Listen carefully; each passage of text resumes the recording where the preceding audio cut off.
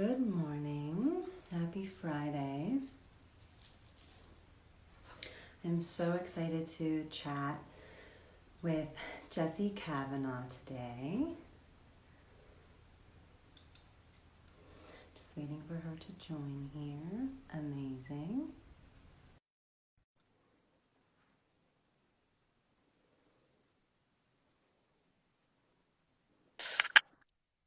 Hi. Cheers. Good morning. Morning. How you doing? Doing okay. How are you? I'm good. I'm loving this gloomy morning. Yes, I was just thinking that it's nice and cool, and yesterday was a little bit hot during the day, but it cooled down a little bit, so it was like perfect. I like measure the temperature by like how good it is to take my dog on a walk. Like, is it too hot or is it just right? Yeah, it's like, do I need a sweater or can I go in the tank top and shorts? Yes. Exactly. So I'm so happy that you were able to join me today on this wellness chat. And I know that we've been chatting throughout the weeks, and I think it was such a beautifully poetic day today to have you on here to chat. You know, it's my grandmother's yard site today. And for those of you that don't know, yard site is the 1 year anniversary on the Jewish calendar. And so last night we did a beautiful a Zoom yard site with my whole family and played a slideshow and played our favorite music. And it's Amazing. been, How are you? you know, up until last night, it was very, very intense. A lot of emotions flowing, a lot of memories, both, you know, positive and sadness. And so I really tried hard to hold the space for both of those, like both the really happy memories and the gratitude and the wonderful pieces of her, and then also holding space for the loss, which can be hard to do simultaneously. Yeah, definitely. I mean, the fact giving both the space to be there together and coming together and that beautiful that you allowed yourself to do that though. And it was so, it's like the universe, you know, we're on here chatting today, and you know, we've talked a lot in the past weeks about death and dying and the significance of it, and just so beautiful to that you were able to join me on here today. I feel honored to do it, especially on today and, honoring your grandmother's memory and soul and what we're going to touch on too. I think is so, resonating. Yeah, yeah. So I'd love for you to start by like introducing yourself, chatting a little bit about you and your specialties, and that would be fabulous. Yeah. So I am a soul-centered coach, Reiki healer, and a death doula. Um, which is so funny. Every time I say it, I'm like, do you have 5 minutes for me to tell you everything that I do? I just wanted to do it all. Yes. um, and on top of that, I also have a creative side to my business, which is really intention-based jewelry. I decorate bones in honoring, very sacred way, to really honor the creatures and bring new life. Also kind of tying in with the death doula work. And it's been a really interesting journey for me. I just really felt called to touch into these different realms. And it was like I started in one and then all of a sudden was like, ooh, what's this over here? And what's that over there? Like, what are all these different things that Yeah. I could really hone in on for myself and my own healing work, and then being able to bring that outward to other people. So it's been a really interesting journey, and I'm really now feeling so solid and rooted in all my offerings, and seeing how that is received is really cool too. Well, and how they complement each other too, and how you know, I love as you know share all the things that you do, and I imagine when you share that with people, they're like, okay, okay, that's a lot. Overachiever over here. Yeah, when really I'm just no, I'm like shiny objects and what's that and what's that? I want to do it all. Ooh, herbs, herbs. Okay, yeah, yeah. Wow, bones, plants, okay. Like as I'm holding like my big crystal and I love that. I love that. So, I mean, what was your journey like becoming a healer? I know you mentioned sort of like shiny objects. Yes, yes. But I mean, what was that journey like to become this amazing healer that you are? Even in my interactions with you, which is also a crazy story how we met and rekindled. But I mean, like you're such this amazing, like soul centered. Like when I think of you and when I see you, like just the word like soul, like you have so much and such a beautiful soul. So I'm so curious about your journey to becoming this amazing soul centered healer. Well, thank you, first of all. um, yeah, it was really my own curiosity. I'm so fortunate. I grew up in a family that was so open to, wooiness and spirituality and all these different things and ways of looking at life. And that sort of opened the door just so naturally for me to really be curious about this type of work. And I believe it's now been like 7 years since I've been working with my healer and spiritual mentor, who my aunt connected me with because she was going to her. And she went and did the spiritual psychology program that I did at a place called USM in Santa Monica. Mm-hmm. And I was just so intrigued. I was like, what? Like, because I was really into psychology growing up and in school, and then was like, okay, but that one little bit that didn't connect was very much like the clinical and the side that you're really an expert in, which I want to hear so more about as well, and your meshing of the two. um and so adding the spiritual side to it really like drew me in. Mm-hmm. And through my journey with my healing work of my own, I just really, it cracked me open to this whole world. And then 5 years ago my dad got diagnosed with brain cancer, and that then was just like a whole new level of me wanting to tap into this realm, me wanting to support in a different, like the physical world felt all of a sudden turned upside down for me. So I was like, okay, what's this whole other, way that I can be focusing and showing up and really like going deeper into the meaning and understanding of things. Yeah. And so, yeah, it was really just this, I always say like the most traumatic thing in my life that happened, or the hardest thing that happened, was really the most amazing gift for me, because it allowed me to step fully into who I am, what I have to offer, the way that I can show up for people, and really like let me look at so much of my own stuff that I was holding on to, or fears of, you know, my safety in the world, which was coupled with my dad, or like my worth, or me as like a powerful, strong support and nurturer. And yeah, it really just took off from there. I mean, and we think about this idea, which comes up in a lot of the work that I do, this sort of idea of like post-traumatic growth, right? And even though or post-loss growth or whatever, insert whatever word, right? And being able to reflect and go deep, you mentioned like going deeper. I think that the resilience and the nurturer and that whole journey is so fulfilling, albeit sometimes uncomfortable, right? Sometimes healing can be uncomfortable and raw and intense, but on the other side, or also like holding together this idea of like growth and resilience and strength and beauty at the same time. Yeah, completely. And in what you're saying and like what I experienced, it's like I had this idea for so long that like masculine was strong and the doer, and and the man, and then like the woman is like the nurturer and soft and gentle. Right. Like it was, I feel like as a society we just sort of have these ideas of the man and the female, the masculine and feminine.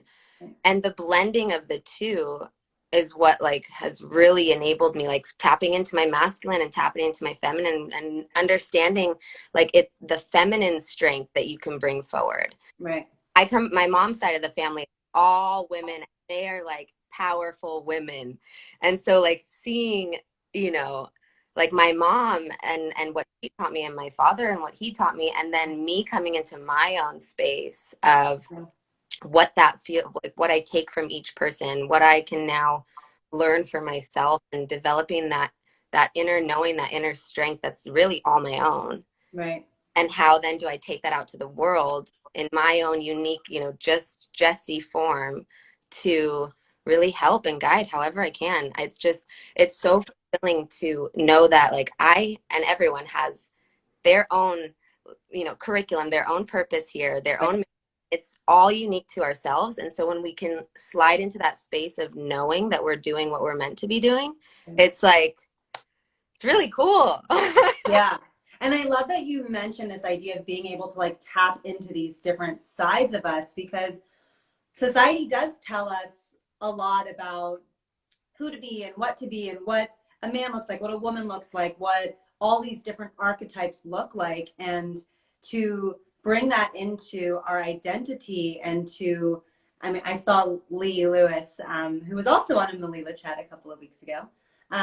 This sort of yin and yang and harmony, this sort of harmonious tapping into all the different parts of ourselves, because we should or shouldn't, we don't have to tap into any part.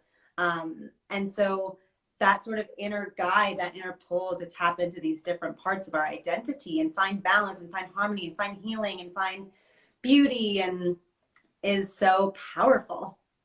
Yeah. Yes. And like that's what my intention I feel like is to like help people awaken to and guide them to, is like understanding like on the soul level, you know, the rest is just dissolved. And when we really drop into that space, it's like it's infinite in there, and that's available to everybody. Right, right. And so even as we, you know, we talk about doing that, pulling that from out of people or guiding people in that way, maybe you can say a little bit about your approach to spiritual growth and healing. I mean, of course, given your own journey, that's obviously guided that naturally. And but talk a little bit about your even approach or theory behind growth and healing. Yeah. You know, it's like I was just saying, like everyone, we're all souls, you know, and so here I'm gonna go into like my whole my whole wooiness out here. Like if and you know, and it was really, really spoken on in my spiritual psychology course, like, and we hear it everywhere, like we're souls having a human experience here. And Right. me, my like true understanding and approach in that is, okay, if I'm a soul here having a human experience, then that means there's these two aspects, you know, and way more, but like, let's just take it to that then. Like, here I am in my human form with my emotions and my, you know, personality that I develop and all these different coping mechanisms and these things that I just pick up along the way. But at the core of that, there's a different knowing. At the core of that, there's the soul. And so for me, when I work with people, I want to, you know, look at all the human physical world realities, and you know what, you know, we pick up coping mechanisms from traumas in our life, or you know, we learn something from how our parents were, or society puts this pressure. And so these things that just we start to like, you know, put these rocks in our backpack, and we're going on our life journey. And it really is like unpacking that and like stripping those away and really giving them the opportunity to look at them, understand them, feel them, and then really, if available, reframing it or releasing these old stories, things that no longer serve, you know, going back to, I love inner child work and going back to different selves and really reframing and going back to that little one and being like, oh, you don't have to carry this anymore. Like it doesn't have to look like this. We can do it differently now. Right. And just applying healing to all those places, you know. And I feel like we really could carry things for so long without even being aware of it. So it's like a lot of the work also, where my approach is like diving into the subconscious, you know, going to the inner process, and all of a sudden you might find yourself at age 2 where something happened and that just like stuck, and you've carried this idea for so long. And I really, really believe that it's you know, going back and healing these parts of ourselves to bring forward more awakening and healing and opportunity to do it differently now. Right. And sometimes, and I mean, my approach that even in therapy is very similar, where, you know, our beliefs, how can our life experience not impact our beliefs? You know, how can it not add a rock to the backpack? And even as you were, I was like picturing like a little drawstring backpack. Okay, here's a rock. Let's talk about it. Let's bring it to light. And sometimes even that idea of acknowledging it, like acknowledging that there's a rock in your backpack, and how that impacts your beliefs about yourself, how that impacts your interactions with the universe, with the world, with other people, even your interactions with yourself. And sometimes even just acknowledging that there's a rock there can be so powerful. Yes, it's like, oh, that's there. Maybe I don't want to take it out yet. That's fine, but like we see it, and it might be like a little pebble, or it might be a big boulder, you know. Right, Um, totally.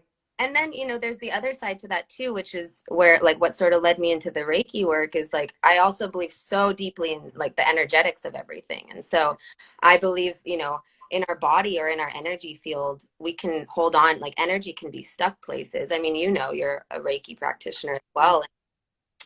So the blending of the two, like I love with clients and in my approach to dive into, you know, all the stuff that we can work on in talking and processing and inner working and everything. And then coupling that with the energy work, I just feel like really releases it. Like it's like, okay, here's the rock. Now let's dissolve it, and let's like really dissolve it with, you know, some extra help. Just a little tiny push, right?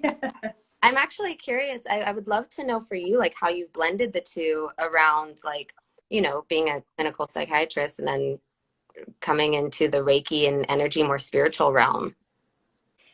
Yeah, I mean, in terms of, as you were speaking of your healing journey, I was just, it prompted me to sort of think about and reflect on mine. And my grandmother is such a large part of all journeys and all paths that my life has taken. And I was actually in undergrad and I took a class. It was called American Religion and Its Impact on the Vietnam War. It was actually taught by 3 Vietnam veterans. Wow. And it had nothing to do with religion, but it was the veterans sharing their experiences and stories. And there was one specific class where they spoke about how their traumas, their experiences had impacted their children. And that moment was like the heavens opened up and light shone down and light bulbs were everywhere, metaphorically speaking. But it was like, oh my goodness, intergenerational trauma. And I had never thought about it. And my grandmother and my grandfather were both Holocaust survivors. And once I started diving into the literature, I started reading into second generation survivors and how their parents' trauma has impacted them. And it was like my dad totally made sense now. I was like, oh my God, like life made sense. And then the impact that that had on me. And then I was in sort of going inward and reflecting about that. And of course, reflecting on it in therapy also. And that was really the turning point for me. And I was like, okay, I'm going to go to school and become a psychologist. And that was really like the moment that it was like, okay, like the universe has showed me a sign and I'm going to sort of go and take it. And learning so much about intergenerational trauma and trauma, I was learning so much about myself and reflecting and going inward, which allowed me to hold more space and be a better therapist for my patients. And last year, the Reiki training is such another interesting sort of journey.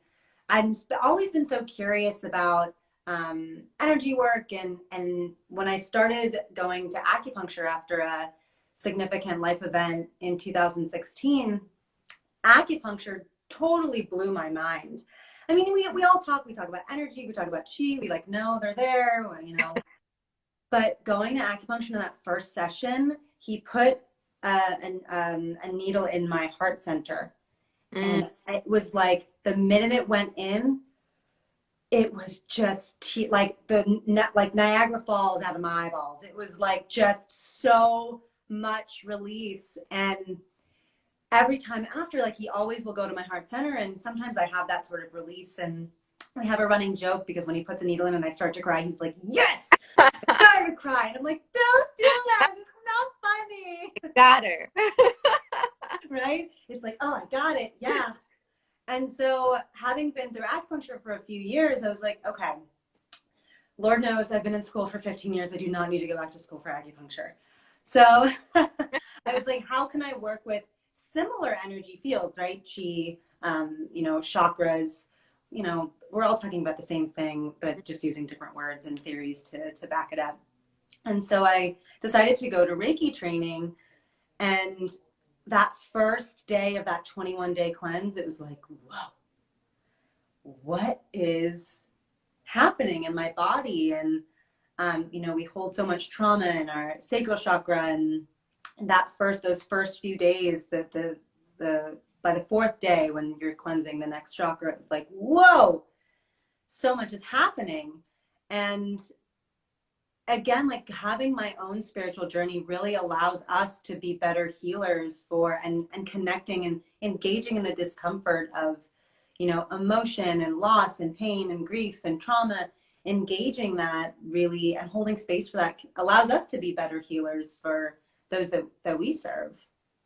Yeah, I mean, that's amazing. And it's also so interesting, just even with our story, like, both of us having grandparents that were Holocaust survivors, and like, Yeah. just all of it is the intergenerational healing, I feel like, is so, like, such a place of like work that you can do for so long and like really heal some, long-term trails back into your ancestry. And I just love how you sort of followed that and found the, Reiki work and bringing that in. I feel like it just enhances your ability to really show up for your patients and, I mean, your clients. And, I think the blending of the two are just, I'm so all about it. Like bringing, different things together. Obviously, I have so many. Like, I really, really like the idea of just,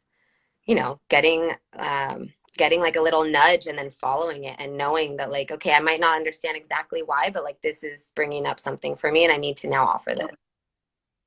And I mean, I think we both deeply resonate with this idea of like this holistic approach, right? And so we are all humans, and at the core of our humanity, we are souls. And I think where the Reiki also comes in too is like, research is great. Of course, I'm a researcher. I've been doing it for a while, but I think where sometimes research goes wrong is by treating each person as the same.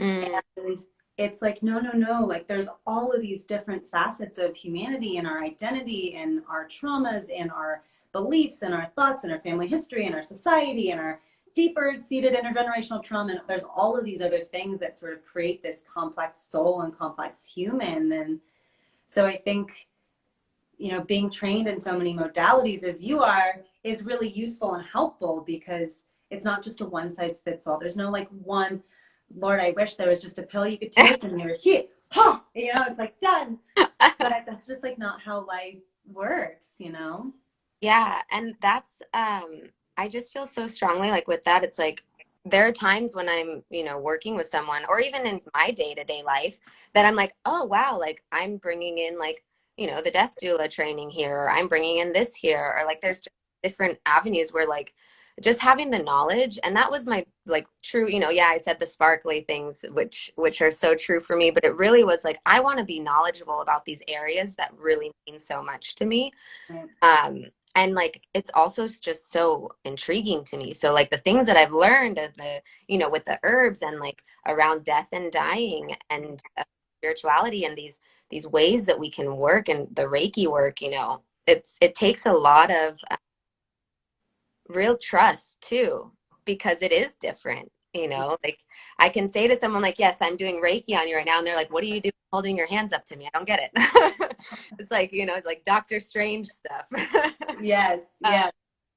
But it really, it's just opened me up to so much. I'm so like, and I'm still like, I hear new things or see different things. I'm like, oh, what's that? But like right now, hey, Jessie, chill. Like, we're good. Calm down. Take it easy. I mean, and I think you mentioned it takes like so much trust in obviously your practitioner, but it also sort of takes like this trust in the world and the universe too. And I mean, even how we met again, I'm going to say met again, right, was so random, like at a concert. And I was, speaking to your partner, and he's like, oh, I don't know. It always comes up that I'm Jewish. I mean, Yeah. it always comes up. And he's like, oh, you're Jewish? My girlfriend's Jewish. And I was like, oh, okay. Like, what's that? And then you come over and it's like, oh, okay, like you're Jewish, like awesome. And then it's like, okay, we went to the same high school together. Okay, we both have grandparents that are Holocaust survivors. Okay, we both did Reiki training Oh, recently. crazy. Okay, like it was just like, okay, universe, I'm open, I'm Yeah. here. Yeah. All right. Well, what are we supposed to do together? We're on. So there's so much trust there, and it's like, okay, I'm open, and I'm ready for whatever you bring to me. I'm here and I'm open and I'm ready and I'm willing. Yeah, it's a definite willingness, and just like the open, like open to receive. And I feel like when we do that and we really are in that space of trusting and openness, then like it's a discerning practice, but also then if things come to you or come to me, Right. I feel like, okay, my intention is very strong to be open to receive what's meant for me for my highest good. So if this is here, I have to look at it, even if it shows up in a different way. It's like, but I called it in. So Right. that's what we were saying before, that like even sometimes the most traumatic or difficult experiences in our life, they're there to show us and teach us something. They're there to stretch us into some new growth, some new learning. And I think that understanding alone has made it easier for me when anything does happen that would be deemed as like bad or not like the most positive thing in life. I really can shift my view on it and take learning from it all. Right. And I think that's a perfect transition for us to talk a little bit about death, right? And I mean, I think that when we rekindled, when we re-met, you shared that you were a death doula, and I was so intrigued. And it was actually the first time I had heard that term, as I imagine it's oftentimes the first time people hear when you introduce what you do. And so if you can talk a little bit about working as a death doula and even just what it is and how you became one. Yeah. So a death doula is really just the non-medical support for someone who's, either nearing transition or maybe has just gotten a terminal diagnosis, and it could be years down the road, but it could be that it's going to happen in the next week. Like a death doula can come in at any point along that journey, and they're really the emotional and spiritual support and physical support in a non-medical way for the person that's dying and their family. So it's really open. The reason why I felt so gravitated towards it is because it's open to however the doula themselves wants to show up and want what they want to offer. And so, it could be that you're helping them. In my training, I learned all the, paperwork that you need. So like the actual like legal paperwork that you need. And sometimes families really don't have any way to think about that when they're dealing with this. Yeah. To be coming there and just being, an emotional support to the person or the family. It could be doing Reiki work. It could be setting up, spiritual practices for them. It could be reading to them, like anything, really. It's so broad. And it for me personally, because I like I like to be intentional and put my twist on things. So it's really nice to be able to have the freedom to really show up and different, case by who wants what and how I can be of most support. And I really, the thing that really brought me to that again is my father's passing. Mm-hmm. He was sick for 2 years before he passed away, and our family's very close. And so we all like when anything happens in a family, like everyone is like all hands on deck. We are here. Like we take over the waiting room, I think at 50 people during his first surgery. Like we're just like wow. Yeah. on both sides too. The interesting thing actually is when my father got sick, my parents were divorced at the time, and they came back together in that time. And so there were all these different things happening of, you know, my dad was dying. My mom and dad were now back together, which they hadn't been since I was 14. And so that was like a new thing. My sister and I were living together, and then we moved actually into separate places so my dad could move into that place. So there were all these things. A lot of transitions happened in Yeah, that. a Yeah. lot of things. And it was almost like every new little thing that happened with it was like, okay, this is now the new norm. Like, okay, this is like, it was just this Right. like little shifts every so often. Mm.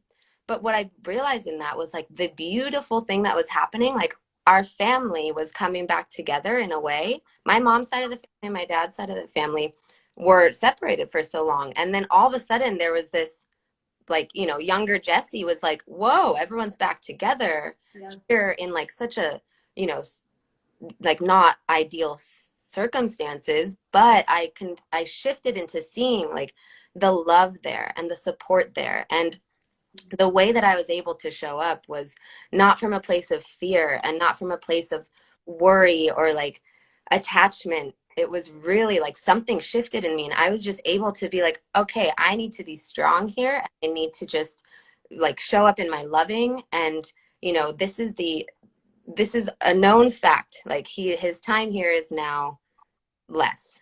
And so instead of focusing on that and getting upset about it and really feeding that fear around it, like I wanted to learn from it, and I wanted to be with my family and be with my father, and it enabled me to show up in a way and tap into a strength that I've never experienced before. And to It's like embracing it versus the fear, which is like pushing it like an anxiety. It's like, this is a part of me. This is happening. yeah. And so I'm gonna, you know, engage with it and embrace it. Yeah. Yeah. Yeah, completely. And you know, and that goes into like the mini deaths, like really, you know, like all these ideas of what was. It's like, yeah, there's the big thing, like my father was dying, but then there was also like life was changing. I'm in a new apartment on my, like, there's, you know, this like I left my job because I was working. That's actually a big shift. I was working for my dad's company, and it was a construction company, and like me at a contracting construction company, like, you know, just sort of like the oddball out there. And it took him getting sick for me to realize like this isn't what I want to be doing. I'm making great money, I'm good at what I do. For whatever reason, I was really good at that job, and it took that to allow me to even fully move into this unknown space of like, okay, this doesn't resonate with me anymore. I need to go into a new realm. And so it's really just a lot of detaching and releasing and allowing, like you said, like embracing and leaning into the constant transitioning, the constant death and birth and shifting and changing. Like every day we're experiencing different parts of ourselves, really like moving through that. Right. Right. And I think that that leaning in can be so, again, simultaneously painful and beautiful at the same time. And we can hold space for both of those things, and we can lean in. Yeah. And it is like, I feel like there's a lot around, like if I embrace this or if I lean into this, then like I'm cold or I don't care. Or I'm like, why am I with this? And for a while I was like, whoa, I had to actually check myself. I was like, I'm like, am I okay? Like am I a hard wall? Like, am I putting up armor, or am I like here and present and able to just like soften to the situation? I think that was the turning point for me, because there was a part when I was definitely like, just like closed off to it. Right. And that is like, you know, also in the death doula work is like recognizing that in other people and allowing them to dissolve that armor, feel everything you need to feel, you know, like there's like grief is heavy, and it needs to be given the space to breathe and to feel all that you need to in that whatever comes up, Right. just not attaching to it. So allowing it to have its space, allowing, you know, people that are either in the process of transitioning or their family around, giving them the room to feel whatever's there. But also, as a doula, it's my intention to really bring people to understand death and understand that like it's an inevitable thing for everybody. Yeah. Like, let's honor it and let's make it graceful and like more ceremonial, really. And it really, brings to mind, we've mentioned it, today's my grandmother's yard site, and it really brings to mind the moment of her death. And I was there holding her hand. My whole family was around her holding her, and we were with her together. And we had been there the whole day, my whole family. By the way, my whole family, I don't even know, I can't even remember a time where all of us were together, like in a small room in Cedars-Sinai. I was playing Yiddish music, and we were all sort of together, holding each other, holding her. And when the nurse came in, she was like, okay, it's going to be minutes now. We all gathered. We were all holding her. We were all like letting her know, like, it's okay. We will be okay. We love you. Last moment was the only word that I can use to describe it is sacred. And of course, I'm tearing up as I'm speaking about it because it was so sacred to just be with her in that moment. She was my soulmate. She was the light of my life, and just letting her, giving her the space, like, this is okay. We will be okay. Yeah, I mean, I can like feel the energy of that, and just the way that you all held her in that. That's what I'm talking about. Like, that can be more of like the intention and the way that we really like hold, like you guys facilitated her, her soul leaving and gave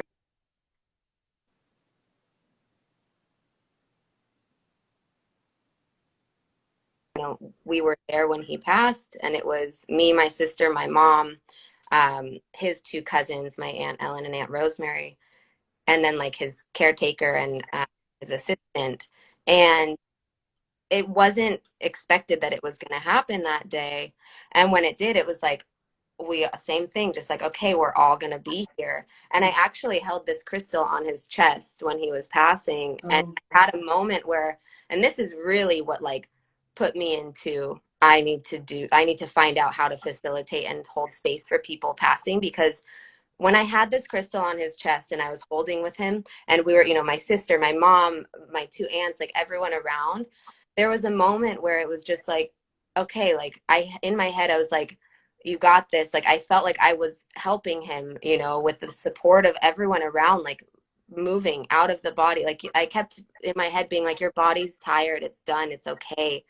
And there's just this like lightness that happens in that. And I know that it's scary for people or so different and unusual, but in that moment for me personally, I was like, this doesn't scare me. And this is something that if I can be of support and of like comfort and safety for people going through it who do feel scared, then like I need to do that. And I think, and even as you were sharing about like I felt that too. It's just, it's so palpable, and again, like, so sacred. Like, I just can't find another word. And it brings to mind though too, we clearly we speak very comfortably about death and dying, and we've had this conversation. I know we've talked about this, but society has such a difficult time with aging and death. And as you were sharing, working as a death doula, helping people transition, disclaimer, this might sound morbid, but we are all approaching that transition every day. And I'm wondering, since society has this such difficult time even speaking the word death and dying, and we find euphemisms like passed on, in a better place, gone with the angels, what are other ones? There's so many that we use to sort of maybe it's like to ease the burden of the word, or I'm not sure, even the word itself, right, death carries so much weight for people. And naturally it does. Death can be hard, right? It's difficult. It's not something that's easy. But even like speaking the word and talking frankly about it, our society has such a hard time connecting with that. Yeah, I mean, it's even like sometimes writing certain things or speaking, I'm like, if I say death, I know like people are going to just immediately, turn away from it. And I understand that. And I never want to be like, hey guys, you got to like talk about it and say it. And like, it's a death subject, and I totally honor that and understand that. My intention is just understanding that like what you're saying. Like if we turn to it a little more, if we wanted to learn about it more, if we approached it, as what it is, which is a cycle in life, it's an inevitable thing, ending.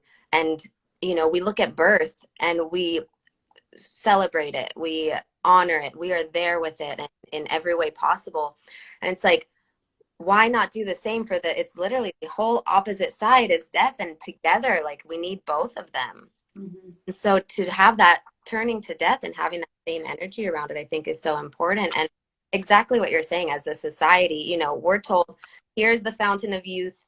Don't like avoid getting older, like no gray hair, no this, like Use this eye cream. yeah. It's like everything is moving farther and farther away from this thing. And so it's been made into this like thing out here that we can't grasp. It's so far from us and we want to get farther and farther from it. Right. So like, of course it's going to turn into this big, scary, like, no, thank you. Yeah. And I really think it's just about like the knowledge of it and like really my sister, no, no wrinkles. But yeah, it's like, and I feel like there's just a way to really learn about it and understand it better and be curious about it. And I think that's really just about talking about it more, opening up the conversation, having opportunities for people to really, like we said, embrace it or lean into it. You don't have to embrace it because it could be scary, but it's like we're saying with the rocks, like even just acknowledging that it's there and having a little bit of a different, lens of perception to it, I think is at least a start. Acknowledging that it's there, and then like maybe even doing a body scan or acknowledging the discomfort that comes along with it. And it's okay that there's discomfort. We're not saying like we need to be comfortable with the idea. Yeah. But engaging in the discomfort and just acknowledging that, maybe not even engaging, first step, even acknowledging that there is discomfort there can just be huge in and of itself. Yeah, completely. And in that, it's like, and, maybe even stripping it back to how we've spoken of before, like the mini deaths along, our everyday life. If you think about it, someone loses a job, that's a death. Someone, breaks up with a partner, that's a mini death, or let's call it a loss, or a transitional phase. Right. Move out of your family home, you move out of the city you've been in to a brand new city. There's all these things that are transitions and are, losses and our deaths. And it's the same thing. If we think of it, it's just one thing ending and shifting into something new. Right. That brings up fear. That brings up, uncomfortable energy. It brings up the unknown. And I think that's the thing, is death is so unknown. And it's not something that could be easily understood, because at the end of the day, we all don't know what happens after. Right. But if we just see it as like stripped back to a transition, a part of life, the ending to who knows what's next, like our curriculum is over here, and, closing that book. Actually, and I wrote it down the other day. Where is it? I don't know where it was. But the Dalai Lama basically said, like, death is like you've been driving one car for a while, and then you get out and go into another one. Yeah. And like, I think there's just such like beautiful teachings in also like, different cultures. And like the Tibetan book of living and dying is my absolute favorite, because they speak so much around like how do we live and how do we go onto a spiritual path and really awaken, understand, so that when we approach death, it's not scary and we just like embrace for the unknown. Right. And I think that's so, there's so much there, right? And even as you were saying, the different how death is also very like sort of culturally loaded, and there's a lot of culture that is involved in, you know, death and dying. And I think though that at least for I'll say our society, being American society or Western society rather, I feel like a lot of us do have that difficulty with the unknown, sitting with the unknown, and also sitting with discomfort. Because if we're uncomfortable, that means something's wrong. We have to change something. And with that, we can't really change it. Yes, you can use fabulous eye cream and nip and tuck here and fabulous, wonderful, but that's not going to change the trajectory. Yeah. And, you know, I feel like speaking, what's coming up for me also is like, because we live in a society where, you know, death is a little bit like not as honored or spoken of or, you know, made sacred as other, you know, traditions and cultures and such. The fear, I think, is also like really prominent with like what happens in our world and how we couple death with, you know, just terrible things and different like war and all these different, you know, spaces that really it's like the uncoupling of that and bringing it back down to what it is for each of us, and really feeling into like, how can I just see it differently? How can I just look at it and recognize it and not turn away from it? Yeah.